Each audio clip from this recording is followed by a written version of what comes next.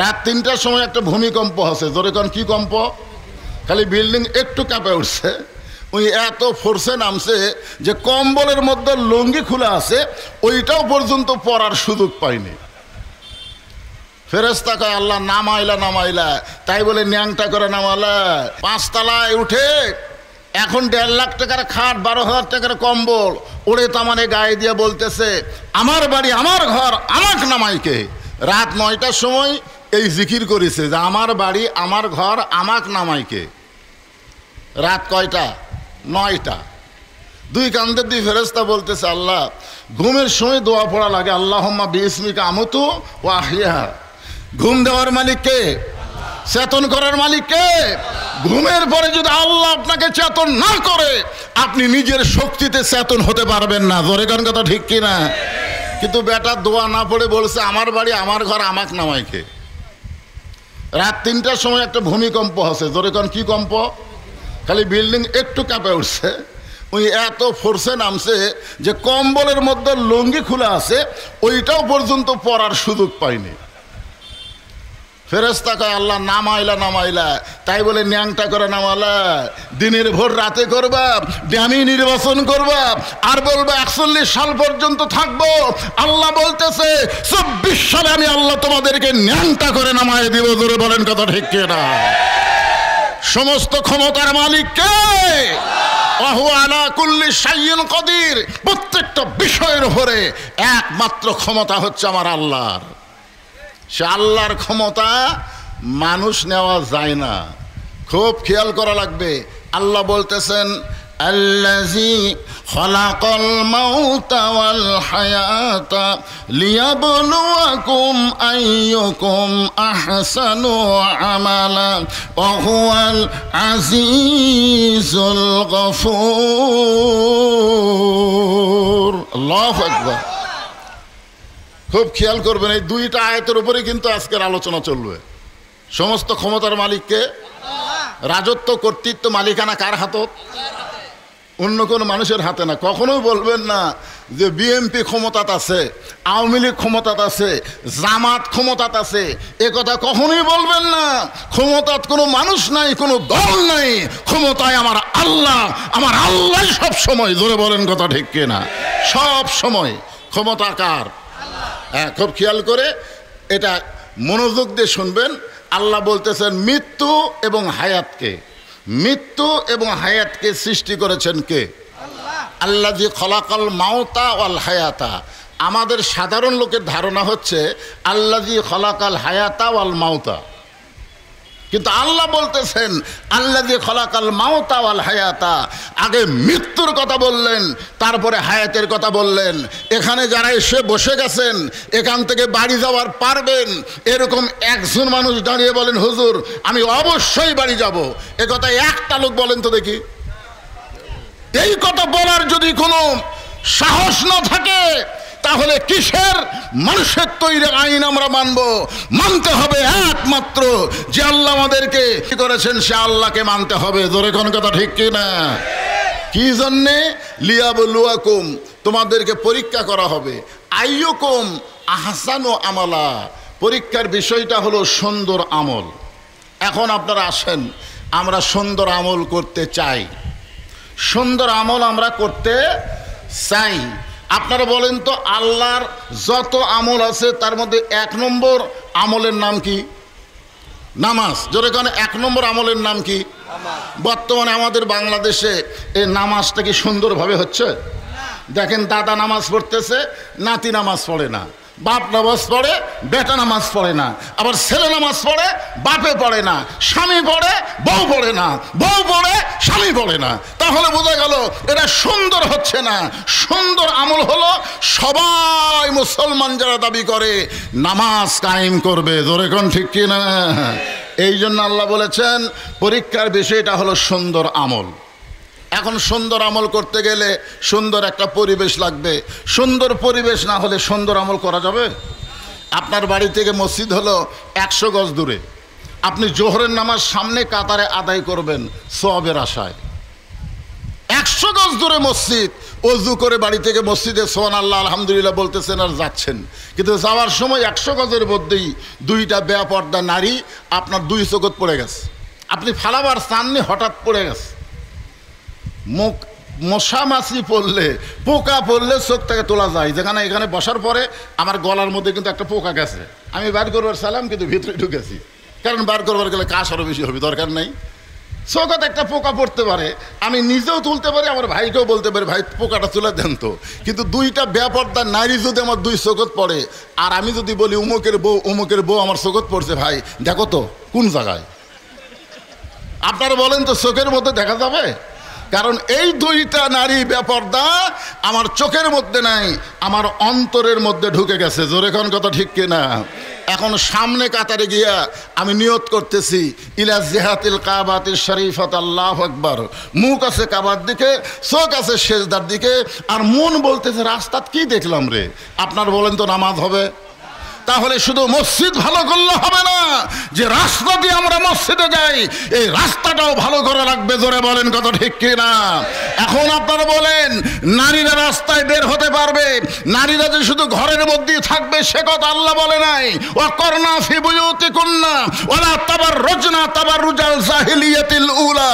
রে মেয়েরা, তোমরা ঘরের ভিতরে থাকো, যদি ঘর থেকে বাইরে আসবার চাও তাহলে সাজগোজ করে বের হওয়া চলবে না, পর্দানিশি হয়ে ঘরের পরিবেশ নিয়ে বের হওয়া লাগবে। জোরে কোন কথা ঠিক কিনা? আপনারা বলেন তো 2টা মেয়ে যদি বোরকা পরে একবার সব ঢাইকা ঢুইকা আপনাদের সামনে দিয়ে যায়, আপনি শত চেষ্টা করলেও কি দেখতে পারবেন? আপনার চোখের মধ্যে কি পড়বে? পড়বে না। চিন্তা করে দেখেন তাহলে কি করা লাগবে? আগে সুন্দর আমল করতে গেলে, সুন্দর নামাজ পড়তে গেলে সুন্দর পরিবেশ তৈরি করা লাগবে। সুন্দর পরিবেশ যদি তৈরি করতে চান সুন্দর একটা সমাজ লাগবে। জোরে কোন কথা ঠিক কিনা? একলাই পারবেন? একলাই পারবেন? কি করা লাগবে? সামাজিকভাবে এই অন্যায়কে প্রতিবাদ করতে হবে। সুন্দর একটা সমাজ যদি তৈরি করতে চান তাহলে সুন্দর একটা রাষ্ট্র লাগবে। জোরে বলেন সুন্দর একটা কি লাগবে? রাষ্ট্র লাগবে। সুন্দর একটা রাষ্ট্র যদি তৈরি করতে চান তাহলে মানুষের তৈরি করা সংবিধান দিয়ে হবে না, আল্লাহর কোরআনের সংবিধান লাগবে। জোরে বলেন কথা ঠিক কিনা? এই ডক্টর কামালের সংবিধান দিয়ে আপনি কল্যাণকর রাষ্ট্র করবেন, আপনি বাংলাদেশ ভালো করবেন, কখনোই হবে না। যেই বেটা নিজেই মুসলমান কিনা এটা আমাদের বিশ্বাস করতে কষ্ট হয়। জোরে কোন কথা ঠিক কিনা? আর এই সংবিধানকে অনেকে বলে পবিত্র সংবিধান, সংবিধানের বাইরে কিছু করার উপায় নাই, আল্লাহর কোরআনের বাইরে সব করতেছে। আর এই মানুষের তৈরি সংবিধানের বাইরে কিছু করা যাবে না, এইটা মুসলমান কোনোদিন বলতে পারে না। মুসলমানের ঈমান আমলের জন্য একমাত্র সংবিধান আল্লাহর কোরআন। জোরে বলেন কথা ঠিক কিনা? এখন আমরা বাংলার মুসলমান শুধু কোরআনের ওয়াজ শুনেছি, কোরআন কি আমরা দেখছি?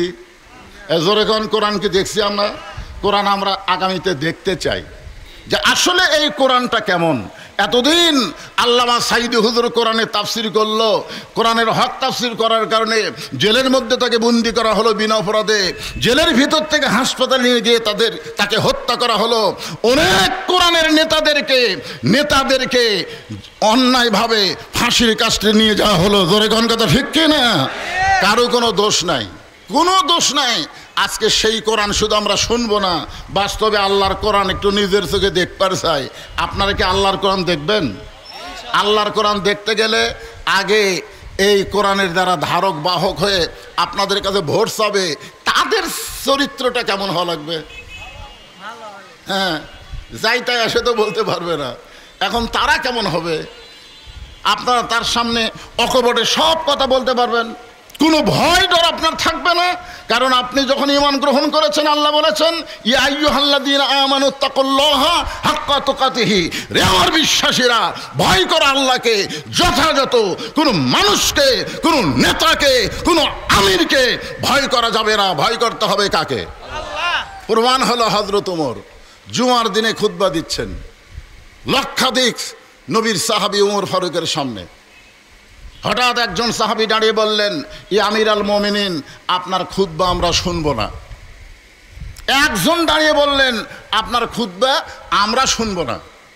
ওমর ফারুক চোখের পানি বের করে বললেন, আমার অপরাধ কি? বলে, আপনার অপরাধ হলো আমাদেরকে খাটো পাঞ্জাবি দিয়া আপনি লম্বা জুব্বা পরে খুতবা দিচ্ছেন। কোরআন যখন চালু হবে তখন নেতা কেমন হবে একটু মনোযোগ দিয়ে শোনেন। আমাদেরকে আপনি খাটো পাঞ্জাবি দিয়ে আপনি লম্বা জুব্বা পরে খুতবা দিচ্ছেন। যতক্ষণ লম্বা জুব্বা কোথায় পাইলেন এটা না বলবেন ততক্ষণ আপনার খুতবা আমরা শুনব না। ওমর ফারুক লক্ষ্য করে দেখেন প্রত্যেকটা সাহাবী মাথা নিচু করে বসে আছেন। ওমর ফারুকের পক্ষে কথা বলার কেউ নাই। ইমাম সাহেব যদি 4 রাকাত নামাজের 3 রাকাতে বসে, 4 রাকাত আসরের নামাজ কয় রাকাত? 2 রাকাতে বসবেন, 4 রাকাতে বসবেন, ঠিক কিনা বলেন? কিন্তু ইমাম সাহেব 2 রাকাতে বসেছে, 3 রাকাতে তো বসে গেছে। তো সামনে কাতারে মুসল্লিদের খেয়াল নেই, কিন্তু 2 নম্বর 3 নম্বর কাতারের এক অটো ভ্যান চালক ওই চিন্তা করে কেরা আসরের বৈঠক 2 রাকাত আর 4 রাকাত, কিন্তু হুজুর যে 3 রাকাত বসলো, ওই বলতেছে আল্লাহু আকবার, আল্লাহু আকবার, লোকমা দিছে। ইমাম যদি মনে করে তুই যতই লোকমা দে, আমি 41 সালের আগে উঠতেছি না, এই মনে করে যদি ইমাম স্বৈরাচারী হয়ে বসেই থাকে, আপনারা বলেন তো মসজিদের মুসল্লি নেতার পক্ষে যাবে না ভ্যানালার পক্ষে যাবে? ভ্যানালার পক্ষে কেন যাবে? মসজিদ আল্লাহর ঘর, কোনো মানুষের আইন চলবে না, আল্লাহর আইন চলবে। জোরে কোন কথা ঠিক কিনা? তুমি নেতা ইচ্ছা মতো নামাজ পড়াবা আর আমরা তোমার পিছনে নামাজ পড়বো, সেই মুসল্লি আমরা না। ভুল করলে লোকমা দেব, যদি পারো লোকমা গ্রহণ করো, আর না পারো তো ইমামতি বাদ দাও। জোরে কোন কথা ঠিক কিনা? আইন চলবে কার? আরো জোরে বলেন। ওমর ফারুক ছোট বাচ্চার মতন কাঁদতেছে। এমন সময় আব্দুল্লাহ ইবনে ওমর বাবার পাশে দাঁড়ায় বলতেছেন, রে নবীর সাহাবীরা, তোমরা খাটো পাঞ্জাবি হলেও তো তোমরা নতুন পোশাক পরে আজকে জুমার নামাজ পড়তে আইছো, কিন্তু আমার দিকে তাকায় দেখো, আমার পরনে নতুন কোনো কাপড় নাই। ওসমান গনি বলে, আব্দুল্লাহ, জুমার দিনে সবাই নতুন কাপড় পরেছে, তুমি কেন পুরাতন কাপড় পরলে? আব্দুল্লাহ বলতেছে, আমি যদি নতুন কাপড় পরতাম তাহলে আমার বাবার জুব্বা লম্বা হতো না। তোমরা সবাই যখন ঘুমাও, যেদিন থেকে আমার বাবা খেলাফতের দায়িত্ব পাইছে সেদিন থেকে আমার বাবার চোখে আর ঘুম নাই, আমার বাবার চোখে ঘুম নাই। যাদেরকে কোরআনের নেতা হিসাবে দায়িত্ব দিবেন তারা তো নেতা হবে না, আমাদের আসল নেতা হচ্ছেন আমাদের নবী। জোরে বলেন কথা ঠিক কি না? তারা হবেন সেবক, তারা সেবক হবেন। সারা রাত মানুষের দুঃখ কষ্ট নিজের চোখে দেখে। হযরত ওমর আব্দুল্লাহ বলতেছে যে তোমরা তো খাটো পাঞ্জাবি হলেও নতুন পোশাক পরে আইছো, কিন্তু আমার দিকে তাকায় দেখো, আমার পরনে নতুন নাই। ওসমান গনি বললেন, জুমার দিনে নতুন কাপড় না পরে পুরাতন পরলা কেন? আব্দুল্লাহ বলতেছে, আমি যদি নতুন কাপড় পরতাম আমার বাবার জুব্বা লম্বা হতো না। সবাই যখন ঘুমাইছিল আমার বাবা তখন আমার ঘরের দরজায় গিয়ে ডাকতেছে, আব্দুল্লাহ, আব্দুল্লাহ। আমি দরজা খুলে তাকাই দেখি বাবার হাতে একটা পাঞ্জাবি। আমি খুশি হয়ে বললাম, বাবা, বাইতুল মাল থেকে একটা পাঞ্জাবি আমারে দিছে, আপনি আর একটা দিবে রাইছেন? নেতার বেটা হওয়ার মধ্যে লাভ আছে। কয়টা পাওয়া যাচ্ছে? একটা দিছে আর একটা দিবে রাইছেন। সঙ্গে সঙ্গে ওমর ফারুক আল্লাহর কোরআন থেকে তেলাওয়াত করলেন, ইন্নাল্লাহা ইয়ামুরুকুম আন তুআদ্দুল আমানাতি ইলা আহলিহা ওয়া ইযা হাকামতুম বাইনান নাস আন তাহকুমু বিল আদল। জোরে বলেন আল্লাহু আকবার। কি মনে করতেছেন জোটের আমলে বাংলাদেশের জামাত ইসলাম থেকে 2 জনকে মন্ত্রিত্ব দেওয়া হয়েছিল? জোরে বলেন কথা ঠিক কিনা? তোমরা বহু দোষ ধরেছ, কিন্তু অনুবীক্ষণ যন্ত্র দিয়ে খুঁজে তাদের পিছনে 1 টাকার দুর্নীতি ধরতে পারো নাই। জোরে বলেন কথা ঠিক কিনা? আপনারা মুজাহিদ সাহেবের চিত্র দেখেন নাই? তিনি মন্ত্রিত্ব করতে গিয়ে বাড়ির থেকে ভাত সাজিয়ে নেয়, সেই ভর্তা ভাত খাচ্ছে। আরে চিন্তা করে দেখেন। ওমর ফারুক বলে, আব্দুল্লাহ, একটা পাঞ্জাবি পাইছো আর একটা আমি দিয়ে বেড়াইছি। তা আব্দুল্লাহ বলে, বাবা, তাহলে এত রাত্রে আমার ডাকতেছেন কেন? বলে, এই যে খাটো পাঞ্জাবি পরে আগামীকাল জুমার দিন আমি কেমনে খুতবা দিব বল? তা আব্দুল্লাহ বলে, আমি কি করব? বলে, তুই যে পাঞ্জাবির কাপড় পাইছিস ওইটা আমাকে দান করে দে। আব্দুল্লাহ বলে, গভীর রাত্রে আমার কাপড়টুকু আমার বাবাকে দান করে দিলাম। দান করার পরে বাবার পিছনে পিছনে গোপনে আমি রওনা দিলাম। বাবা ঘরের মধ্যে ঢুকে তার পাঞ্জাবি আমার পাঞ্জাবি একত্র করে বাবা লম্বা জুব্বা বানায় খুতবা দেয়। এখন বলো বাবার খুতবা শোনা যায় কি না যায়? সমস্ত সাহাবীরা চিল্লায় বলে, আল্লাহর কোরআন দিয়ে যখন রাষ্ট্র চলবে মুসলমানেরা তখন এমন নেতা দেখতে পাবে। তো নেতা যদি কোরআন দিয়ে রাষ্ট্র চললে এমন ভালো হয়, তাহলে কর্মীরা কেমন হবে? না নেতা ভালো, কর্মীরা? কারণ যেই নেতা নামাজ পড়ে তার কর্মীরা মনে হয় বেনামাজি। যেই নেতা নিজে নামাজ পড়ে নিজে আবার ইমামতিও করে, সুবহানাল্লাহ কোন না কেন? এখন কর্মী কেমন? আল্লাহর কোরআন দেখার জন্য হযরত ওমর বাংলাদেশের মতন ৯৬টা দেশের খলিফা, জোরে কোন সুবহানাল্লাহ। এই যে কোরআন শুনতে আইছেন, এই কোরআনকে দেখার জন্য হযরত ওমর ছদ্মবেশে মদিনার অলিগলি ঘুরতেছে। হঠাৎ হযরত ওমর দেখতে পায় দুই পাহাড়ের মাঝখানে একটা গিরিপথ। দুই পাহাড়ের মাঝখানে সরু একটা পথের নাম হলো গিরিপথ। জোরে বলেন কি পথ? ওই গিরিপথের ভিতর দিয়ে সুন্দরী একটা মেয়ে ধীরে ধীরে হেঁটে হেঁটে আসতেছে। সুন্দরী একটা মেয়ে, খুব খেয়াল করবেন। ওমর ফারুক মেয়েটার দিকে তাকায়া আল্লাহর শুকুর আদায় করলেন, আল্লাহ তোমার দুনিয়ায় এত সুন্দরী একটা মেয়ে। এখন আপনারা হয়তো বলবেন, হুজুর সুন্দরী বলতে আপনি কি বুঝাচ্ছেন? বর্তমানে বাংলাদেশ দেয়া কোরআনের আইন না থাকার কারণে আমাদের দেশের সুন্দরী হলো শাবনূর, সুন্দরী হলো পূর্ণিমা, সুন্দরী হলো অপু সরকার, এরা হলো সুন্দরী। যত বেপর্দা তারাই হলো সুন্দরী। কিন্তু আল্লাহর কোরআন দিয়ে যখন রাষ্ট্র চলবে তখন এরা হবে বিশ্ব বেহায়া। আর আল্লাহর পর্দার আইন যারা মেনে চলবে এরাই হলো সবচাইতে সুন্দরী। ধরে কেন সুবহানাল্লাহ। তাহলে ওমর ফারুক যে মেয়েটার দিকে তাকায় আছে, ওই মেয়েটা আপাদ মস্তক আল্লাহর পর্দার আইন মেনে চলতেছে। ওমর ফারুক মেয়েটার দিকে তাকায় আল্লাহর শুকর আদায় করে বলতেছে, আল্লাহ তোমার দুনিয়ায় এত সুন্দরী একটা মেয়ে। ওমর ফারুক মেয়েটার নিকটে গিয়ে বললেন, মা এই নির্জন পথে তুমি একা একা চলতেছ, তোমার আগেও কোনো মানুষ নাই, পিছনেও কোনো মানুষ নাই, তোমার অন্তরিকে কোনো ভয় ডর লাগতেছে না? মেয়েটা বলে, পথিক তুমি কি হযরত উমরকে চিনো? জোরে কোন সুবহানাল্লাহ। মেয়েটা বলতেছে, পথিক তুমি কি হযরত উমরকে চিনো? যেদিন থেকে হযরত ওমর মদিনার খেলাফতের দায়িত্ব নিছে সেদিন থেকে আল্লাহর আইন দিয়ে রাষ্ট্র চলায়। আর আল্লাহর আইন দিয়ে যখন কোনো রাষ্ট্র চলবে, আল্লাহর কোরআন দিয়ে যখন রাষ্ট্র চলবে, তখন একটা নির্জন পথে একটা মহিলা পৃথিবীর এ প্রান্ত থেকে ও প্রান্তে যাবে, তার কলিজার ভিতরে আল্লাহ ছাড়া অন্য কারো ভয় থাকবে না। আজকে জোহরের নামাজ পড়বেন শিবগঞ্জ কি মসজিদ, মডেল মসজিদ, নাম কি দিছে? মডেল মসজিদে আপনি জোহরের নামাজ পড়বেন। আপনার পায়ে যদি ২০০০ টাকার জুতা থাকে, আপনি বলেন তো এই জুতাটা আপনি কি করবেন? এ কথা কান না কেন? ২০০০ টাকার জুতা আপনি কি ১০ রাত রেখে সামনে কাতারে নামাজ পড়তে পারবেন? কারণ জুতা নিয়ে আপনি চিন্তা পড়ে যাবেন, কি করি? তখন মন বলবে জুতে হারাস না, দরকার হলে ইমান হারা, কিন্তু জুতে হারাবি না। জোরে কোন কথা ঠিক কিনা? এখন জুতে হাতত লেছে, হাতে নিয়ে মসজিদের মধ্যে ঢুকতেছে। মুয়াজ্জিন সাহেব জিজ্ঞাসা করতেছে, কার ভয়ে ঢুকতেছেন? আল্লাহর ভয়ে। তো আল্লাহর ভয়ে ঢুকতেছেন, জুতে কেন? তখন বলতেছে চোরেরও ভয়। এখন আপনারা বলেন, আল্লাহর ভয় চোরের ভয় একই অন্তরে যদি রয়, তার কোনোদিন নামাজ কবুল হয়? তাহলে নামাজ পড়তে হবে একমাত্র কার ভয়ে? আরো জোরে বলেন, কার ভয়ে? কিন্তু বর্তমানে যে আইন চলতেছে, এখন ভালো মানুষের চাইতে চোরদের মোশান বেড়ে গেছে। বড় মসজিদের চারিধারে ঘুরে দুই চোর গল্প করতেছে, ভাইরে একটা ভালো জুতাও বেড়ে নেই। তখন আর একজন বলতেছে, হামাকের ভয়ে, হামাকের ভয়ে সব ভালো জুতা মসজিদের মধ্যে ঢুকছে। দেখছেন চোরেরা মোশান মারতেছে হামাকের ভয়ে, একটা ভালো জুতা বেড়ে নাই। তার মানে ভালো জুতা কার ভয়ে গেছে? আল্লাহর ভয় না চোরের ভয়ে? তাহলে চোরের মোশান বাড়তেছে না? বর্তমান যে আইন চলতেছে, এই আইনে চোরদের মোশান, চাঁদাবাজের মোশান, সন্ত্রাসীদের মোশান বাড়তেছে। জোরে কোন কথা ঠিক কিনা? আল্লাহর কোরআনের আইন চালু হলে কোনো সন্ত্রাসী, কোনো চাঁদাবাজি, কোনো চোরের গোষ্ঠী খুঁজে পাওয়া যাবে না। জোরে কোন কথা ঠিক কিনা ভাই? হ্যাঁ, একটু মনোযোগ দিয়ে শোনেন।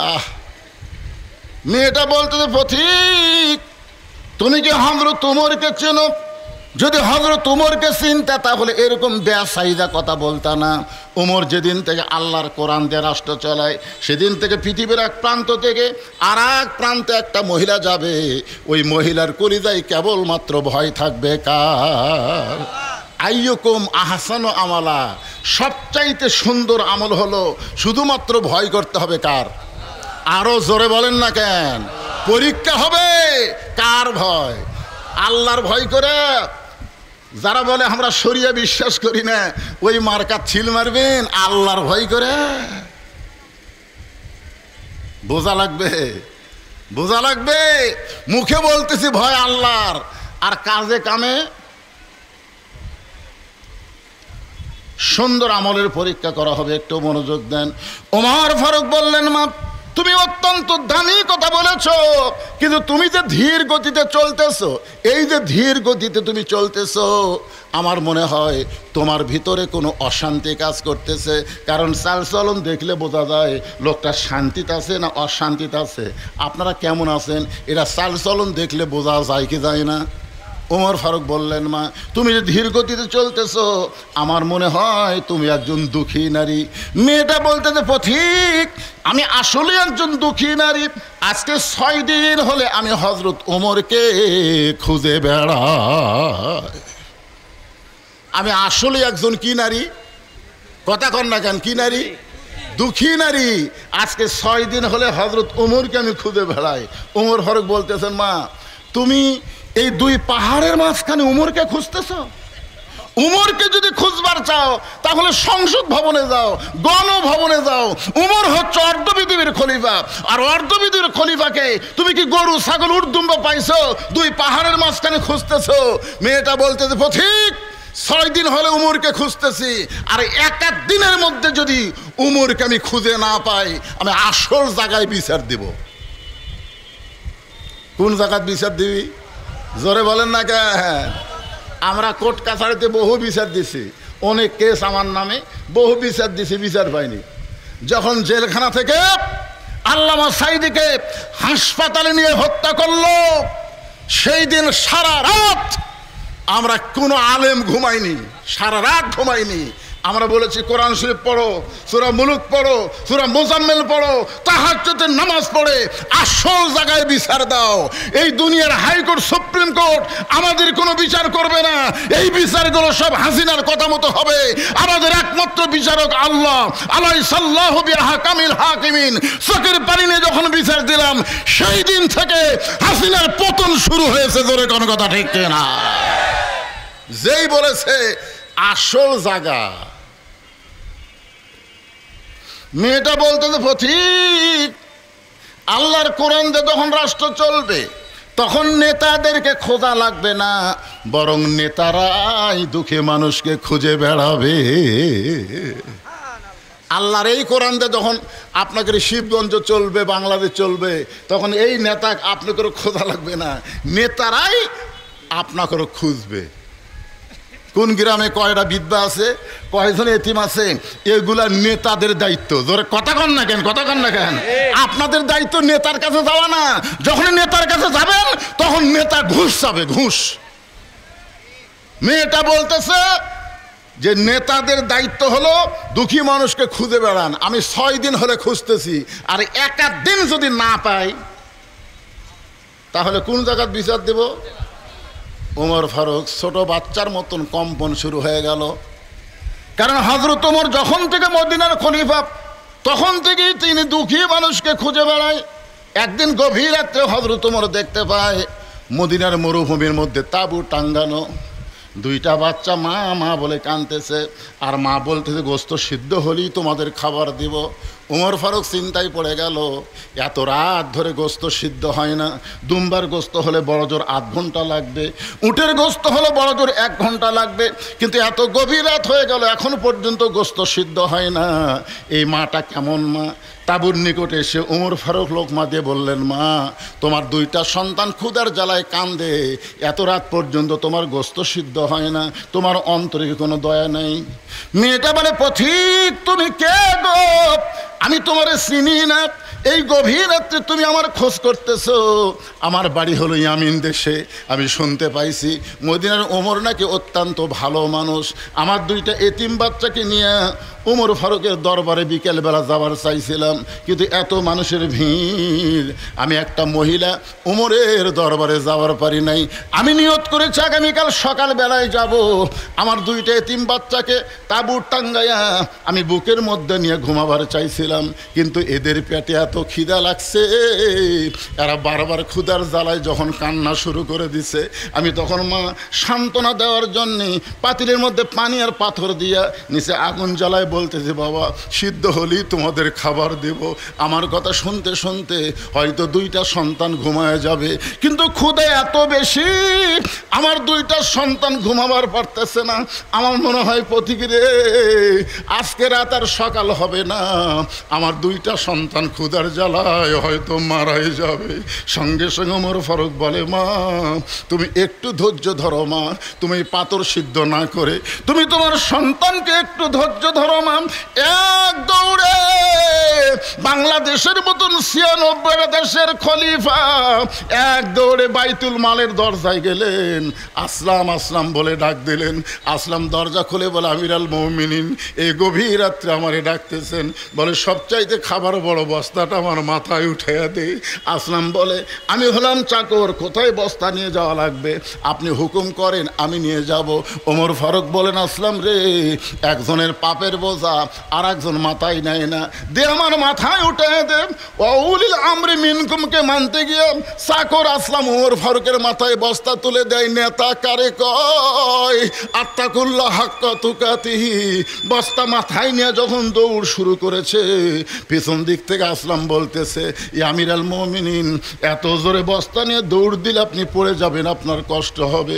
ওমর বলে, আসলাম রে, সময় মতো জায়গা মতো যদি পৌঁছতে না পারি ওমরকে আল্লাহ জাহান্নামের আগুনে পুড়াবে। এক দৌড়ে তাঁবুর নিকটে গিয়ে বললেন, মা তোমার সন্তান দুইটাকে জীবিত আছে মা। মহিলা বলতেছে, কে গো পথিক, এখন পর্যন্ত আমার সন্তানটা দুইটা জীবিত আছে। ওমর ফারুক বললেন, মা তাহলে রুটি আর হালুয়া তৈরি করো। মা রুটি হালুয়া তৈরি করে ওমর ফারুকের হাতে যখন দেয়, ওমর ফারুক দুইটা সন্তানকে উরাতের উপরে নিয়ে আর আইতাল্লাযী ইউকাযযিবু বিদ্দিন ফাযালিকাল্লাযী ইয়াদুল ইয়াতীম ওয়ালা ইয়াহুদ্দু আলা তাআমিল মিসকিন বলে নিজের গালে নিজে চড় দিয়ে রুটি আর হালুয়া এতিমদের মুখে তুলে দেয়। দুইটা সন্তান বারবার ওমরের দিকে তাকায়, কে গো তুমি? বাবার দরদ দিয়ে এতিমদেরকে এমন আদর করে খাওয়াইতেছো, আবার নিজে এমন করে কেন কাঁদতেছো? তুমি কে গো? ওমর ফারুক বলতেছে, আল্লাহ এই আদমকে জাহান্নামের আগুন থেকে তুমি রক্ষা করো। মা তাঁবুর মধ্য থেকে বলতেছে, পথিক রে, ভালো মানুষের গল্প শুনেছি, কিন্তু মানুষ এমন ভালো হয় কোনোদিন আমরা বুঝতে পারি নাই। আল্লাহ যদি ওমরকে মদিনার খলিফা না বানায়, তোমারে যদি মদিনার খলিফা বানাইতো, এই মদিনা আল্লাহর জান্নাত হয়ে যেত। মেয়েটা যখন বলতেছে 6 দিন হলে খুঁজতেছি, আর 1-8 দিনের মধ্যে যদি খুঁজে না পায় তা আসল জায়গা বিচার দেব। আপনারা বলেন, যাদের ভিতর আল্লাহর কোরআন থাকবে তারা আসল জায়গার ভয় সবসময় কলিজার মধ্যে রাখবে, কারণ আসল জায়গা বুঝতে হবে। আসল বিচারক কে? আরো জোরে বলেন। ওমর ফারুক হাঁটু গেড়ে বললেন, মা। মেয়েটার সামনে 2 হাঁটু গেড়ে বলতেছেন, মা তুমি যে উমরকে খুঁজতেছো, আমি হইলাম সেই উমর। মেয়েটা বলতেছে, আমির আল মুমিনিন তাহলে আপনি চোরের মতন একা একা কেন ঘুরতেছেন? আপনার কি র‍্যাব পুলিশ নাই? আপনার কি সামসা নাই? যখন আল্লাহর কোরআন দিয়ে রাষ্ট্র চলবে তখন নেতাদের কোনো সামসা থাকবে না, কারণ নেতারা সামসা পালার পয়সা পাবে না। জোরে বলেন কথা ঠিক কিনা? একটা সামসা পাল্টে গেলে তার পিছনে টাকা খরচ করতে হয়। আজকে দেখেন না, অনেক নেতা হায় হায় তার আগে পাশে মোটরসাইকেলের বহর কেন? এই টাকা পায় কোথায়? আমার এলাকার চেয়ারম্যান ভিজিএফ কার্ডে লেখা আছে 10 কেজি। চৌকিদারকে বলছে বালতির দাগ দে, বালতিতে একটা দাগ দে, এ দাগ পর্যন্ত চাউল দেব। লেখা আছে 10 কেজি আর দাগ পর্যন্ত চাউল দেয়। তা একজন চিন্তা করে কে রে 10 কেজির উপর সই মারতেছে আর চাউল দেয় বালতি দিয়ে, ওজন করে দেখি তো মাপা দেখে 8 সের। ওই চিন্তা করছে লোকমা দেবো, জোরে কন কি দেবো, কথা কর না কেন, কি দেবো, লোকমা দেবো। এই চিন্তা করে চেয়ারম্যানকে বলতে, চেয়ারম্যান সাহেব লেখা আছে 10 কেজি আর আপনি দিলেন 8 সের। চেয়ারম্যান বলতে স্যার নাম কাটে দে, নাম কাটে দে।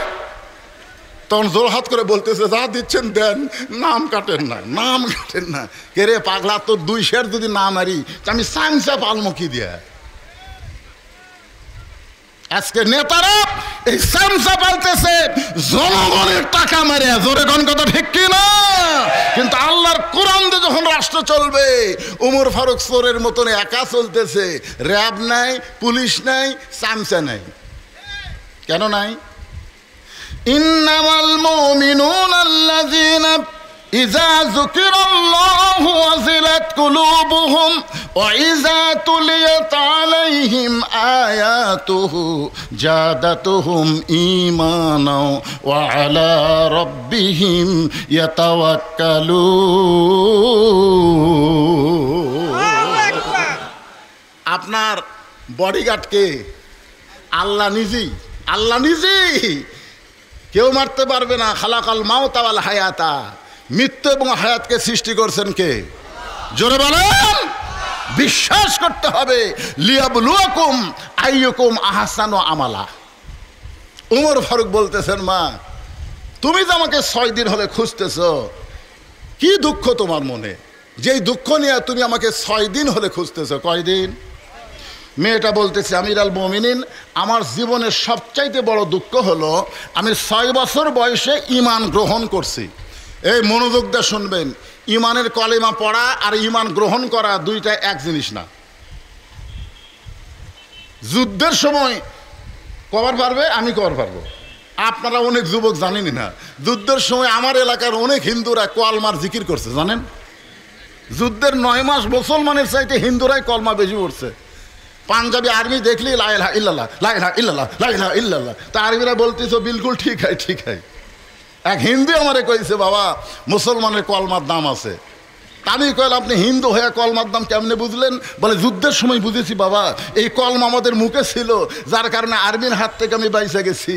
আমি কইলাম, দাদা আল্লাহ রাসূল বলেছেন ইকরার বিল লিসান তাসদিক বিল জানান আমল বিল আরকান। যদি কলেমা মুখে বইলে আর্মির গুলির থেকে বাঁচা যান, এই কলেমা কলিজার মধ্যে জায়গা দিয়ে দেখেন, জাহান্নামের আগুন থেকে আল্লাহ বাঁচাই দিবে। জোরে কোন কথা ঠিক কিনা? যখন মীর কাসেম আলীকে উকিল বলতেছে, স্যার আজকে রাত 12টায় আপনার ফাঁসি হবে, আজকে রাত 12টায় আপনার ফাঁসি হবে, তখন মীর কাসেম আলী বলতেছে, এখন কয়টা বাজে? বলে, এখন রাত 9:30।